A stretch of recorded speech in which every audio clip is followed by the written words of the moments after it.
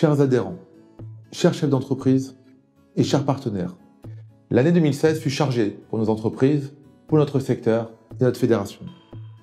C'est une année de changement au sein de notre organisation, avec un nouveau bureau qui a été élu et qui m'a fait l'honneur de me choisir pour président. C'est aussi une année de réalisation concrète.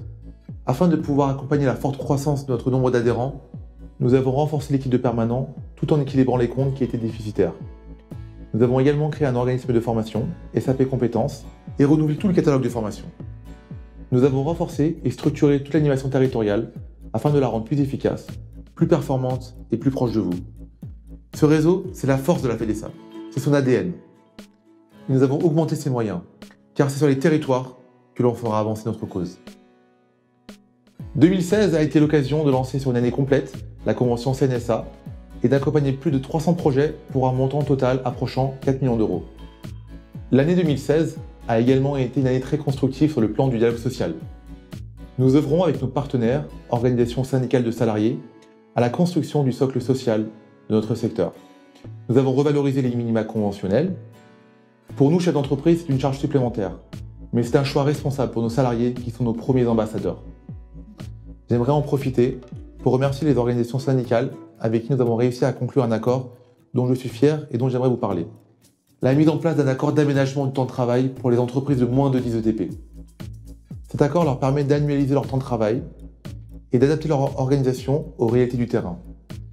C'est un accord qui était attendu de longue date et il est la preuve que le dialogue social peut être constructif et bénéfique à tous lorsqu'il est marqué de respect et de loyauté entre les partenaires.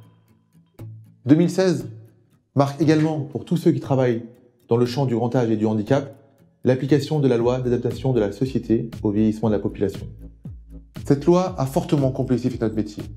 Tout ceci à l'aune d'une vision idéologique de notre secteur. Certains départements utilisent cette loi pour relancer la politique de soutien aux associations, aux grandes dames de la liberté d'entreprendre et de la liberté de choix du bénéficiaire.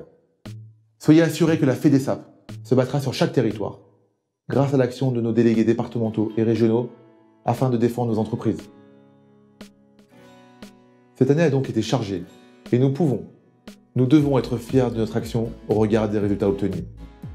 J'aurai l'occasion de communiquer chaque trimestre un bilan de notre action, comme je le fais aujourd'hui. L'année 2017, qui marque les 10 ans de la fédération, s'annonce porteuse de défis. Élections présidentielles et législatives, suivies du déploiement de la loi ASV sur les départements.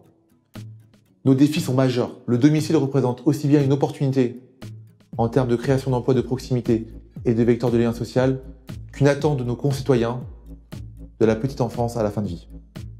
Au nom de l'ensemble du bureau de la FEDESAP et en mon nom personnel, je souhaite une excellente année 2017 à l'ensemble de nos adhérents, de nos délégués, de nos partenaires ainsi qu'à vous tous. Que cette nouvelle année porte toujours plus haut notre aventure commune.